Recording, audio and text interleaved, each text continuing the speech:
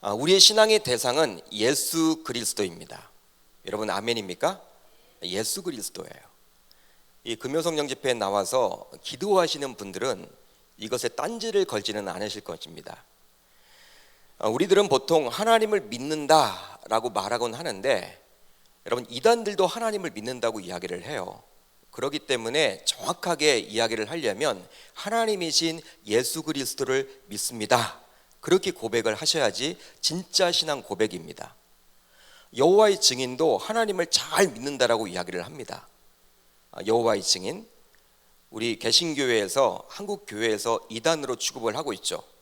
이 여호와의 증인 여러분 왜 유명해졌냐면, 그들은 이 교리에 따라서 수혈도 하지 않습니다. 또 총도 들지 않아서 군대를 거부해요. 2년 동안 군대 가지 않고 감옥에 갔습니다. 그러다가 그들이 이렇게 재판을 걸었죠. 양심적 병역 거부, 그런 운동을 벌여서 결국 헌법재판소에서 이제 그들이 이제 합법적으로 양심에 따라서 군대를 가지 않아도 좋다, 그렇게 여러분 대체 복무를 이제 허락을 하게 되었죠. 그것 때문에 굉장히 여러분 이제 뭐라고 해야 될까요? 힘을 받았다고 해야 될까요? 젊은 층들이 지금 많이 모여든다 그래요. 군대 안 가려고. 거기에 여러분 굉장히 기웃기웃 거린다고 합니다. 여러분 그들도 예수님은 믿지 않지만 하나님을 믿는다라고 이야기를 해요. 우리는 성부, 성자, 성령이 곧 동일한 하나님임을 고백합니다. 여러분 아멘입니까? 삼위일체 하나님을 믿잖아요. 그러니까 하나님이, 예수님이, 곧 성령 하나님이 동일하신 분으로 우리는 고백을 하잖아요. 근데 여호와의 증인은 하나님은 믿는데 예수 그리스도는 하나님으로 받아들이지 않습니다. 그렇기 때문에 우리가 신앙의 고백을 해나갈 때는 하나님이신 예수 그리스도를 믿습니다, 그렇게 이야기하는 것이 정확한 답이라고 할 수 있겠죠. 그렇습니다. 우리의 신앙의 대상은 바로 예수 그리스도입니다. 그러게 우리는 신앙생활을 할 때에도 예수님에게만 집중을 해야 해요. 그러나 이것을 잘 알고 있음에도 불구하고 신앙생활을 하다 보면 예수 그리스도만을 바라보지 못하고 자신의 상사, 배우자, 부모, 심지어는 목사님을 바라보고 신앙생활을 할 때에도 있다라는 거예요. 처음에는 여러분 예수님 믿겠다라고 하지만 어느 순간 신앙에 점점 잘하다 보면요, 이제 관행이라는 것이 생기게 되고, 이제 매너리즘 이런 것에 빠져서요, 좀 사람들을 인식하면서 의식하면서 신앙생활을 합니다. 즉 예수 그리스도가 아니라 주변 사람들의 시선을 바라보면서 신앙생활을 해나간다는 것이죠. 여러분 제가 군복무를 하면서 느낀 점이 있어서 이 시간 한번 소개를 하려고 그래요. 저는 대한민국 공군 병장 출신입니다. 30개월 제가 다녀왔거든요. 당시 비행 단장님이 원스타셨는데, 제가 강릉 비행장에서 근무를 했는데, 한 번은 새롭게 부임한 이 비행 단장님이 안수 집사님이셨어요. 이렇게 여기에 계신 분들처럼 신앙이 아주 좋았습니다. 굉장히 좋았어요. 여러분 어느 정도 신앙이 좋았냐면요, 주일날 이 기직교회에 정말 일찍 오시는 거예요. 정말 일찍 여러분 오셔서 뭘 하느냐, 그냥 예배만 드리고 가는 것이 아니라 이 주보를 들고 양복을 입고 안대를 씁니다. 그러니까 여러분 저는 별에게, 여러분 제가 병사였거든요. 별에게 여러분 인사를 받았어요. 별에게. 여러분 난리가 났죠. 보통 그런 분들이 없거든요. 그냥 예배만 드리고 그냥 가지, 그리고 군복 입고 오지, 별 딱 달고 오지, 양복을 입고 그냥 겸손하게 거의 90도로 이렇게 꺾어서 인사를 하는 거예요. 병사들에게도. 병사들 여러분 사이에서도 얼마나 소문이 났냐면, 야 우리 장군에게 절 받으러 가자. 그러니까 여러분 평소에 이렇게 교회 안 다니던 이렇게 병사들이 막 교회로 몰려들었어요. 여러분 굉장히 좋았어요. 결국 여러분 그분이 또 하나님의 전적인 은혜로 이제 투스타가 되어서 다른 데로 여러분 가게 되었습니다. 근데 더 놀랄 일이 생겼어요. 어떤 일이 놀랄 일이 생겼냐면, 이제 새롭게 여러분 그분은 투스타가 되어서 다른 좋은 곳으로 가게 되었고, 새롭게 또 비행 단장님이 오셨는데, 원스타죠. 오셨는데 그분은 독실한 불교 신자였어요. 독실한 불교 신자. 여러분, 이 처음에 제가 말씀드렸던 이 원스타, 이 안수 집사님이 계실 때는요, 교회라는 곳에 와보지도 않았던 이 뭐라고 해야 될까, 비행 전대장. 여러분, 이 육군에서는 연대장이라고 이야기를 합니다. 근데 공군에서는 전대장이라고 이야기한 대령급, 또 대대장, 이 중령급들이에요. 여러분, 얼마나 많이 오는지 몰라요. 여러분, 그분들이 믿음이 있어서 왔을까요? 아니면 이 원스타에게 잘 보이기 위해서 왔을까요? 모르겠죠, 여러분. 우리는 모르는 거죠. 믿음이 있어 여러분 왔는지 모르지만 아무튼 생각해 보면 믿음이 그렇게 많아서 온 것 같지는 않아요. 그냥 안수 집사님 그분에게 좀 잘 보이고자 그렇게 온 것 같습니다. 근데 여러분, 더 놀랄 일은 무엇이냐면 그분이 있을 때 그렇게 잘 나왔던 전대장, 대제장들이 이제 독실한 불교 신자가 오니까, 이 비행단장으로 독실한 불교 신자가 오니까 다 법당으로 갔습니다. 법당으로 갔어요. 심지어는요, 기존 교회 잘 다녔던 영회자들이 여러분 점점 사라지는 거야. 교회에서 안 보여요. 저는 여러분 군종은 아니었지만 군종 친구랑 굉장히 친하게 지냈거든요. 막 걱정을 하는 거예요.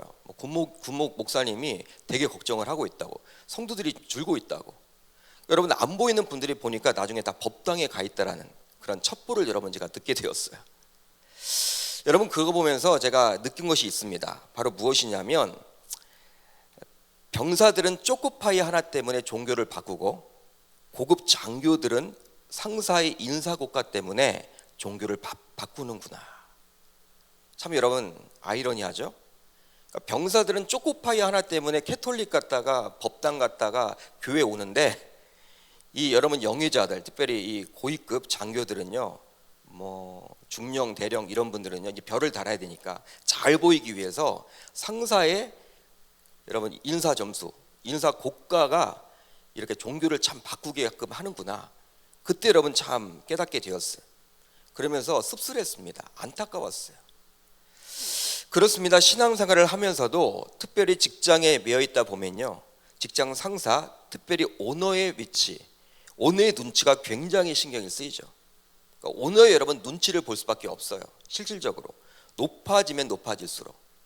예를 들어 여러분 회장, 큰 대기업인데 대리급, 과장급, 차장급, 부장급들은요, 오너가 여러분 어떤 종교이든 간에 별 상관이 없어.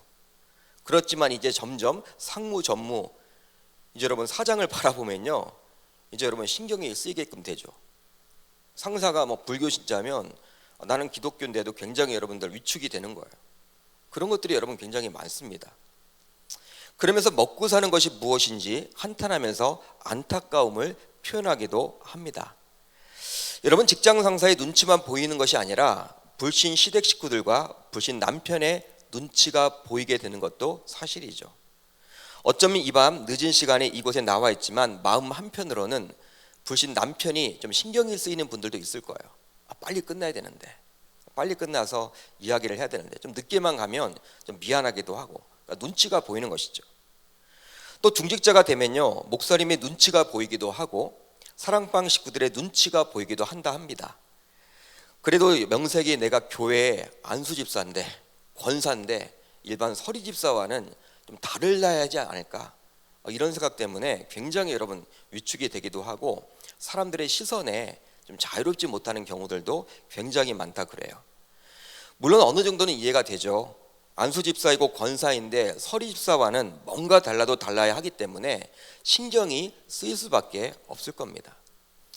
여러분, 오늘 말씀을 보게 되면 다윗이 사울을 피해서 도피하는 여정이 잘 기록이 되어 있어요.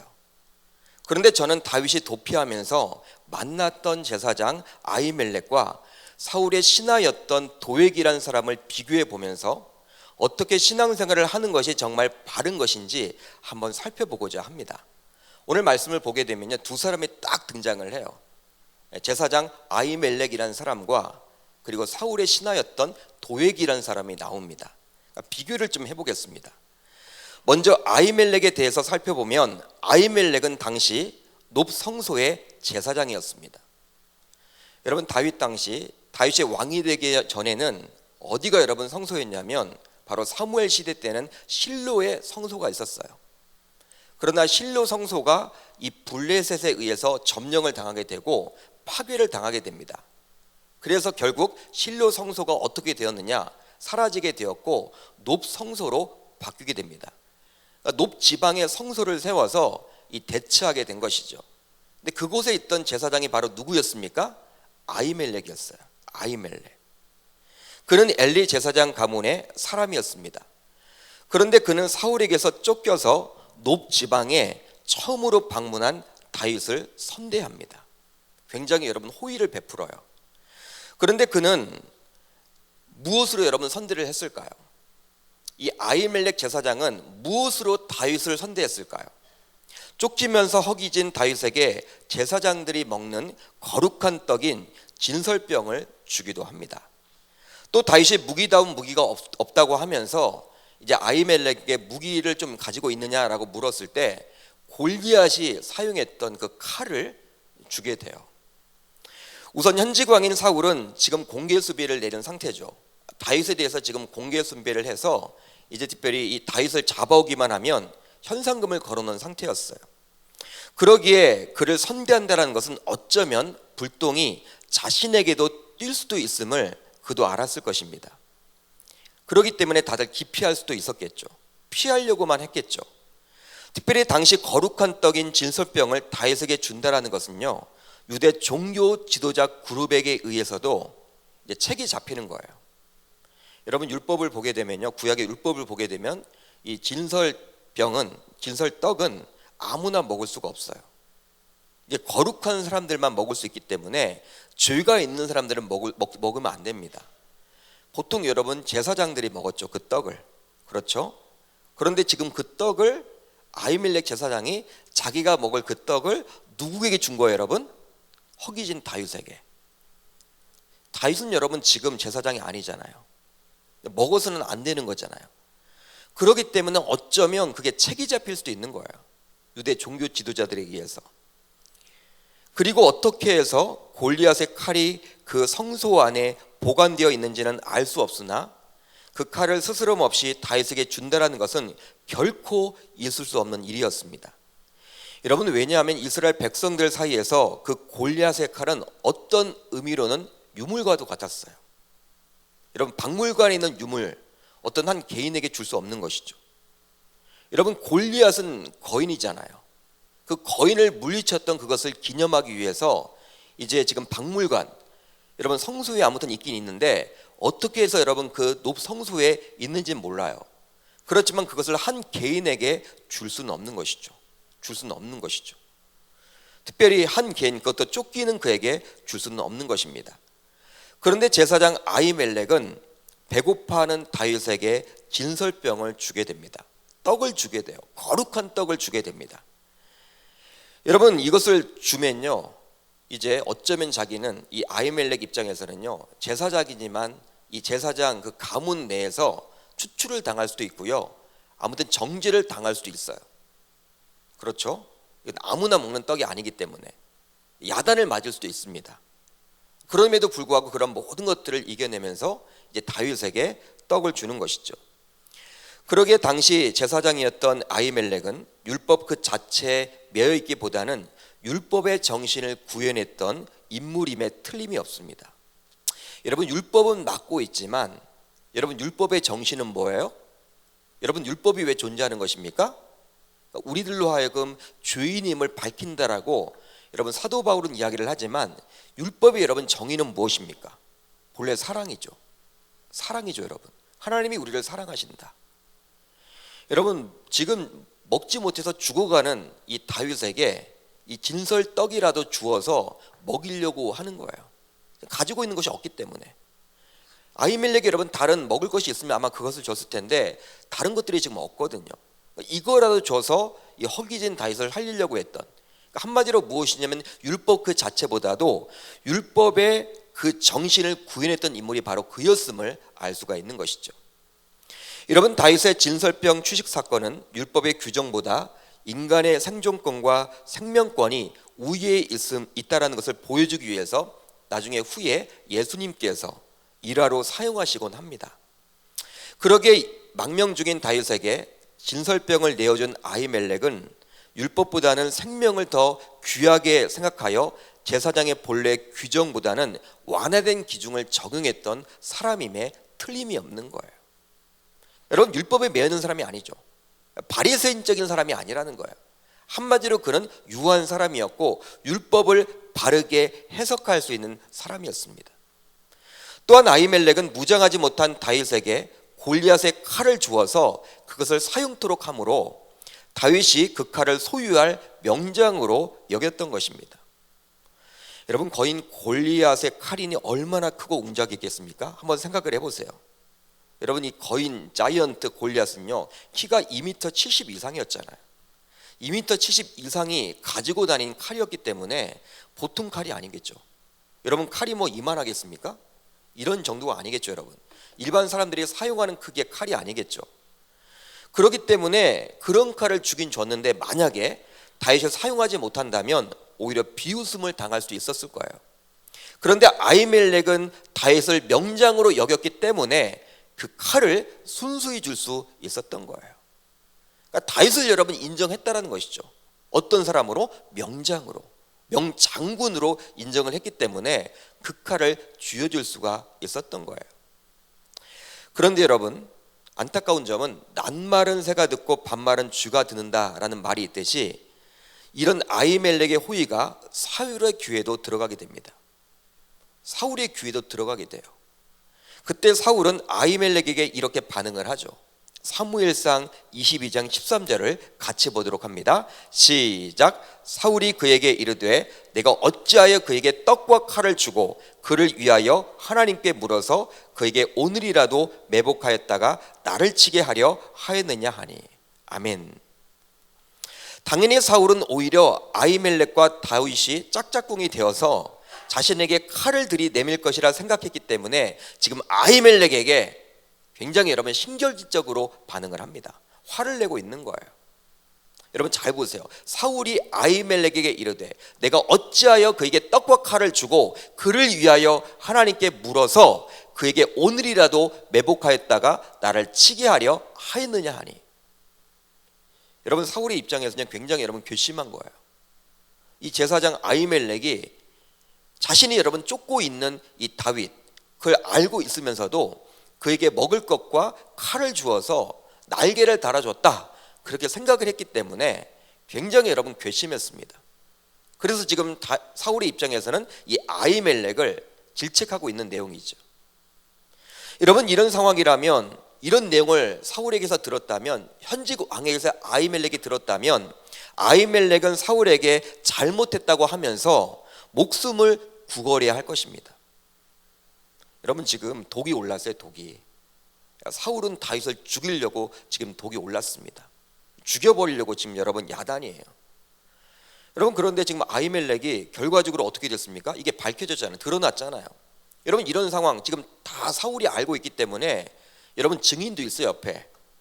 여러분, 이런 것들이 있으면요, 이제 자신의 목숨을 구걸하기 위해서 어떻게 해야 돼요? 살려달라고, 죄송하다고, 다음부터는 그러지 않겠다고, 내가 그러려고 한 거 아니었다고, 여러분 그런 식으로 이야기를 해야 되겠죠. 살려달라고 이야기를 해야 되는 거예요. 목숨을 여러분 구걸해야 하겠죠. 사울이 오해를 해도 보통 오해하고 있는 것이 아니기 때문에 그에게 정확하게 말한다고 해서 여러분 사울이 뭐 오해가 풀릴 리가 없어요. 사울은 여러분 이미 지금 정신적으로 자기 컨트롤하지 못하는 사람이 되었어요. 여러분, 다윗이 여러분들 우리가 영권의 벽 특별 새벽 집회 때도 우리가 살펴봤지만 이 그일라, 여러분 블레셋이 여러분 그일라, 이스라엘 백성들의 여러분 사람들이 살고 있던 그일라 땅을 점령하려고 했을 때 여러분 왕으로서 사울이 해야 될 그 일을 누가 대신 해줬어요? 다윗이 여러분 구원시켜 주셨죠. 이 블레셋과 싸워서 그일라를 구원했잖아요. 여러분, 그러면요 사울의 입장에서는 굉장히 여러분 고맙다라고 이야기를 하면서 이 다윗을 여러분 용서할 마음도 가져야 할 텐데 오히려 그 기회, 그일라에 들어가서 싸울 때를 노려서 이 여러분 다윗을 죽이려고 했던 사람이 바로 이 사울이었어요. 그렇기 때문에 이미 여러분 자기 컨트롤이 안 되는 사람이 바로 사울입니다. 정직하게 말한다고 해서 여러분 그가 풀릴 수가 없어요. 그렇기 때문에 아히멜렉의 입장에서는요 앞뒤를 따지기 전에 잘못했다라고, 자신의 여러분 목숨을 여러분 구걸하는 게 여러분 최고예요. 그것밖에 답이 없어요. 그 앞에서는. 여러분, 그러나 아히멜렉은 사울에게 이렇게 반응을 합니다. 아히멜렉이 왕에게 대답하여 이르되 왕의 모든 신하 중에 다윗같이 충실한 자가 누구인지요? 그는 왕의 사위도 되고 왕의 호위 대장도 되고 왕실에서 존귀한 자가 아니니까 내가 그를 위하여 하나님께 물은 것은 오늘이 처음이니까 결단코 아니니이다. 원하건대 왕은 종과 종의 아비의 온 집에 아무것도 돌리지 마옵소서. 왕의 종은 이 모든 크고 작은 일에 관하여 아는 것이 없나이다 하니라. 여러분, 이렇게 이야기를 했어요. 구걸을 하지 않습니다. 아히멜렉은 오히려 사울에게 다윗과의 관계를 회복해야 할 그 이유에 대해서 지금 이야기를 하고 있어요. 여러분, 사울의 입장에서는요, 이 다윗 이야기만 나오면요 막 여러분 쭈삣쭈삣 올라가요. 혈압이 올라가는 사람이야 지금. 죽여버리려고. 근데 그런 사람에게 지금 아히멜렉이 지금 어떻게 해야 돼요? 왕이요, 이 다윗은 당신의 사위 아닙니까? 당신의 호위대장 아닙니까? 그리고 그는 왕실에서 존귀한 자가 아닙니까? 왜 그와 다투고 있습니까? 왜 그를 죽이려고 합니까? 그를 용서해야 되죠. 그와 잘 지내야 되겠죠. 그런 이야기를 지금 하고 있는 거예요. 사울이 그리 다윗을 대하고 있는지 오히려 아히멜렉은 사울에게 묻죠. 왜 그들을 죽이려고 합니까? 왜 다윗을 죽이려고 하는 거예요? 다윗은 당신의 사위 아닙니까? 호위대장 아닙니까? 경호까지 하지 않았습니까? 당신이 악령이 들렸을 때 수금을 타서 당신에게 편안함을 준 사람 아닙니까? 여러분, 자꾸 다윗 이야기를 지금 하고 있죠. 결국 이런 아히멜렉은 사울의 노여움을 사게 되어서 다음과 같은 말을 사울에게서 듣게 되죠. 왕이 이르되 아히멜렉아, 내가 반드시 죽을 것이요 너와 내 아비의 온 집도 그리하리라 하고. 여러분, 목숨을 구걸을 해야 되는데 목숨을 구걸하지 않고 오히려 사울에게 다윗과 좀 잘 지내십시오. 단 용서하십시오. 당신은 왜 이렇게 쪼잔합니까? 큰 마음을 가지십시오. 여러분, 그런 마음을 하자 이제 사울이 열이 받은 거예요. 열 받아가지고 어떻게 해요?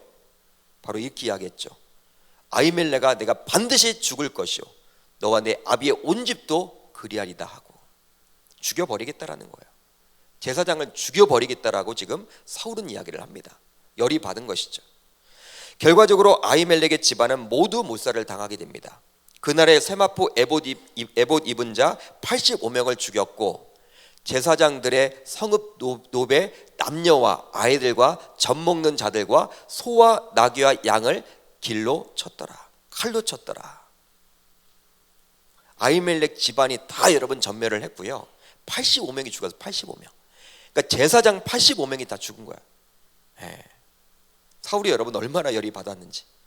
그리고 노비 여러분 도시라고 했죠. 서금 노베 남녀와 아이들과 젖 먹는 자들과 소와 나귀와 양을 칼로 쳤더라.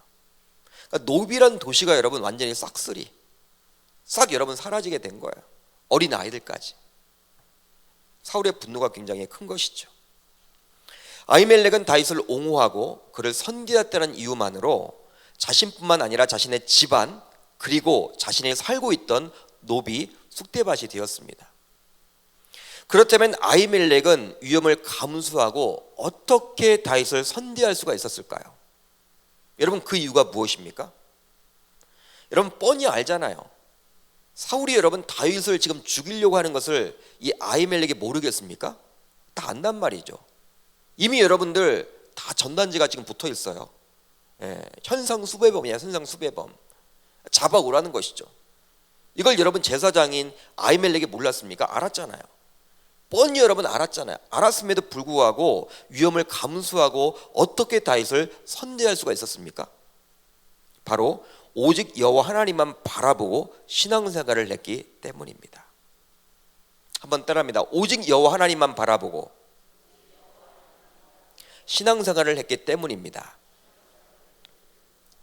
오늘 말씀 10절을 보시면 이렇게 나와 있어요. 10절을 같이 봅니다. 시작.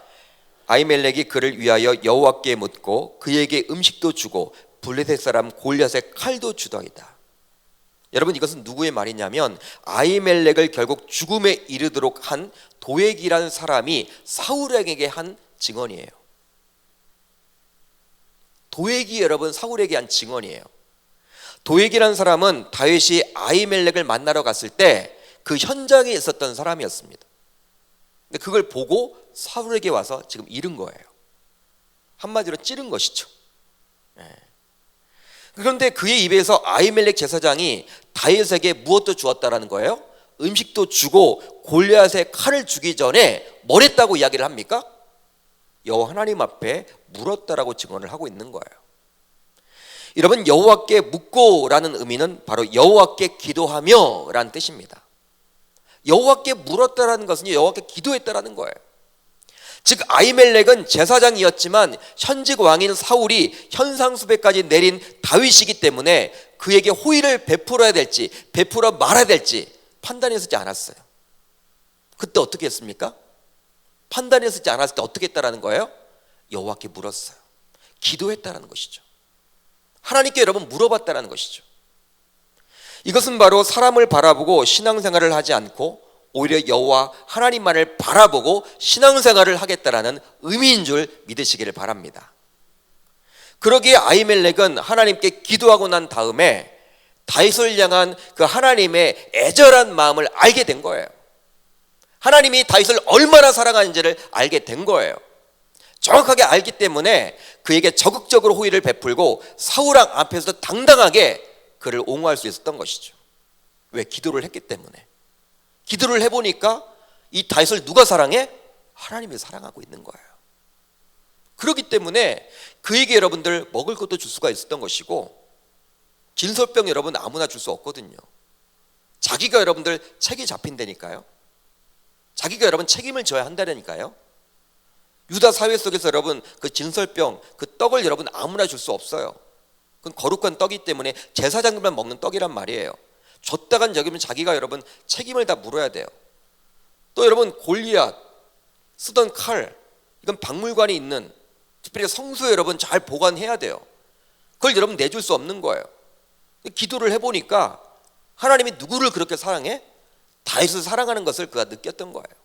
알았기 때문에 그렇게 큰 호의를 베풀 수가 있었고, 또 사울왕 앞에서도 누구를 여러분 옹호해요?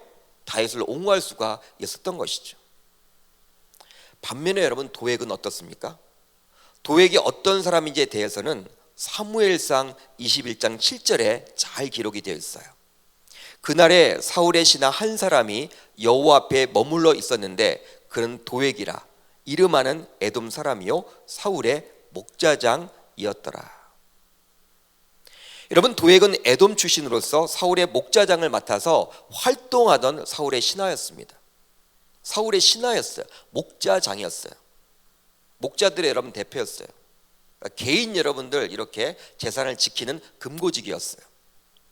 그런 그가 롭의 성소에 있었습니다. 바로 다윗이 아히멜렉을 찾아왔을 때 있었죠.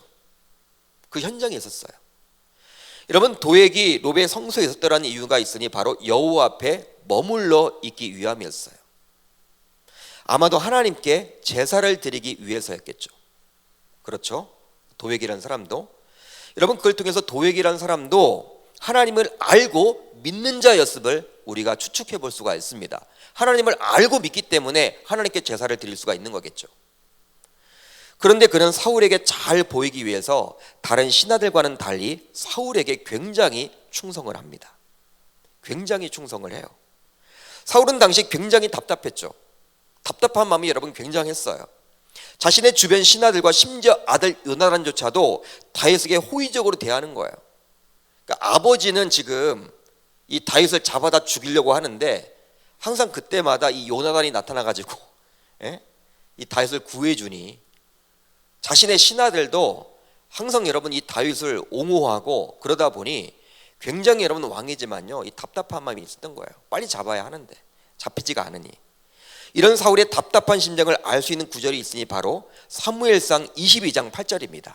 이 부분을 같이 한번 읽어봅니다. 22장 8절 시작. 너희가 다 공모하여 나를 대적하며 내 아들이 이스의 아들과 맹약하였으되 내게 고발한 자가 하나도 없고 나를 위하여 슬퍼하거나 내 아들이 내 신하를 선동하여 오늘이라도 매복하였다가 나를 치려하는 것을 내게 알리는 자가 하나도 없도다 하니.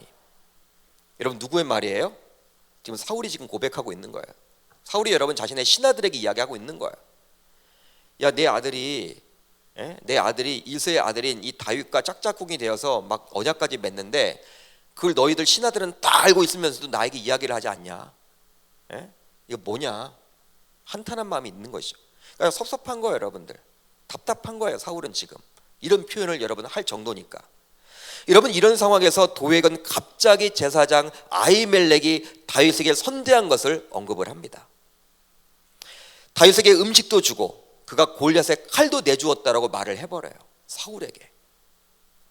결과적으로 사울은 아히멜렉에게 분노하게 되었고 그를 비롯하여 그의 집안 모든 제사장들을 호출하게 되죠.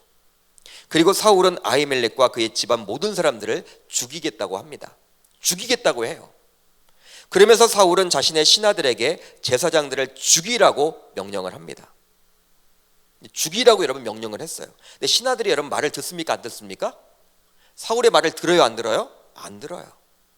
여러분, 이 사울의 말을 듣지 않는다라는 것은요, 여러분 이걸 통해서 무엇을 알 수가 있냐면 이미 하나님이 인정하지 않는 왕이 되었다라는 거예요.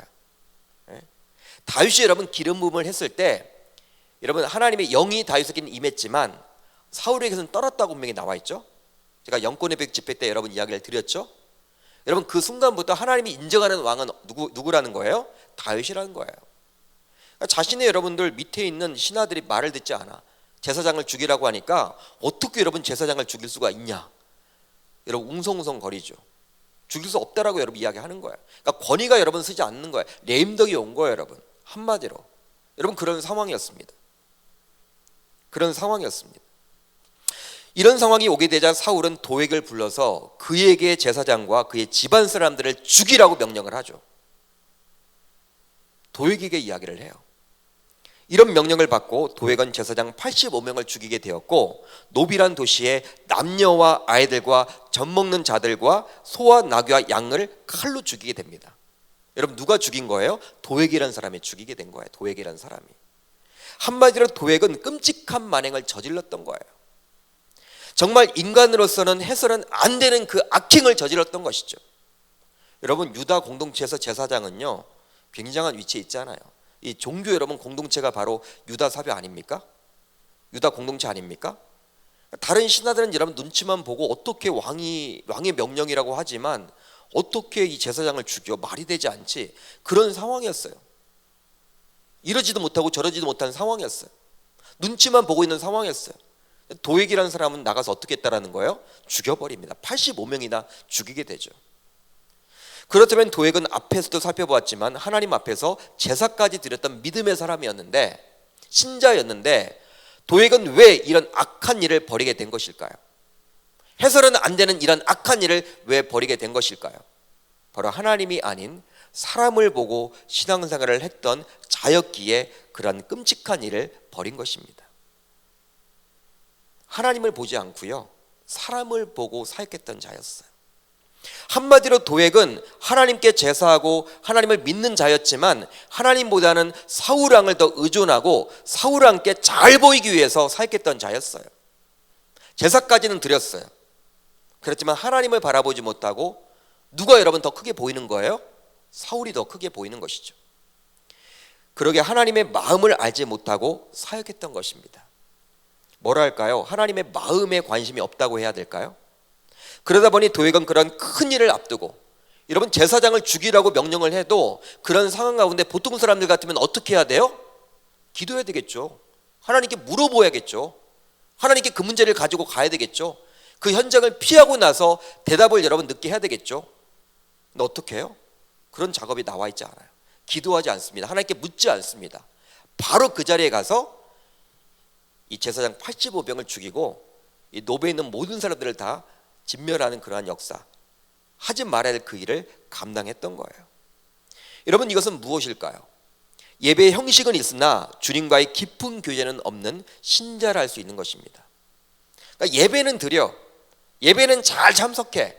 그렇지만 하나님과 긴밀한 교제가 없는 거예요. 요즘에도 주일에만 교회에 나오는 신자들이 굉장히 많습니다. 점점 늘어나고 있어요. 뭐 우리 교회도 예외는 아니겠지만 한국에 있는 대부분의 교회들이 그렇다고 그래요. 보통 썬데이 크리스찬이라고 하는 분들이죠. 물론 주일도 안 나오는 분들도 많은데 주일이라도 성수를 하니 다행이라고 할 수 있습니다. 물론 먹고 살아야 하고 자녀들 양육하는 것이 굉장히 바쁨으로 주일 성수를 하는 것도 대단히 투자를 하는 것이라고 본인들은 생각을 할 거예요. 그러면서도 나름대로 신앙생활은 잘하고 있다라고 자부할 것입니다. 왜? 구원받았으니까. 뭐 천국 가니까. 그렇게 여러분 합리화시키는 것이죠. 그런데 우리의 신앙생활은 계속해서 여러 훈련 등을 통해서 다듬어지고 진보해 나가는 거예요. 이걸 믿으시기를 바랍니다. 솔직히 주일 출석만 해서 예배 참석하는 것만으로는요, 신앙의 진보를 기대하기가 어려워요. 신앙의 진보를 기대하기가 어렵습니다. 주일 나와서 1시간 예배한다고 되는 건 아니에요. 그러다 보면 현실과 타협하게 되어서 하나님이 아닌 사람을 바라보고 신앙생활을 하게 되는 확률이 높아지게 되는 것이죠. 바로 도액과 같이 말입니다. 도액도 여러분 예배자였어요. 예배 드렸다고 나와 있어요. 그럼에도 불구하고 하나님께 기도하지 않습니다. 사랑하는 성도 여러분, 그러기에 신앙생활은 사람이 아니라 하나님만을 바라보고 해야 하는 줄 여러분 믿으시기를 바랍니다. 사람을 바라보서는 안 되고 하나님만을 바라볼 때 사람의 눈치가 아니라 하나님의 눈치를 보게 되는 것이죠. 이 금요성령 집회에 나오신 여러분들은 지금 현재 누구를 바라보고 신앙생활을 하고 계십니까? 누구만을 바라보고 신앙생활을 하고 계세요? 이런 질문에 앞으로는 사람이 아니라 하나님만을 바라보고 나는 신앙생활을 하겠다라고 당당하게 고백할 수 있기를 바랍니다. 그런 삶을 살아갈 때 아히멜렉과 같이 절대 권력자 앞에서도 기죽지 않고 당당하게 말할 수 있는 거예요. 여러분, 사람과 타협하지 마세요. 신앙은 타협하지 마세요. 타협하는 거 아닙니다. 여러분, 하나님만을 붙들고 나아가는 게 바로 우리 신앙의 여정이 되어야 할 줄 믿습니다. 도익도 예배자였어요. 그러나 그는 사울을 두려워했어요. 사울이 더 크게 보였어요. 여러분들은 신앙생활을 하면서도 사람이 더 크게 보이십니까? 아니면 하나님이 더 크게 보이십니까? 사람의 눈치를 보십니까? 하나님의 눈치를 보십니까? 하나님의 눈치만을 보시고 하나님이 더 크게 보일 수 있기를 주님의 이름으로 축복합니다. 그렇게 될 때 우리가 당당하게 신앙생활을 해나가게 될 줄 저는 믿어요. 여러분, 금요성령 집회에 나오신 분들은요, 그래도 우리 계명교회 대표 주자들 아닙니까? 여러분들이 그렇게 살면요, 주일만 나오시는 분들도 여러분 어느덧 여러분들처럼 변화된 모습이 있을 거예요. 여기에 계신 분들이 정말 중요합니다. 하나님만을 바라보고 신앙생활을 감당해 나아갈 수 있기를 주님의 이름으로 축복합니다.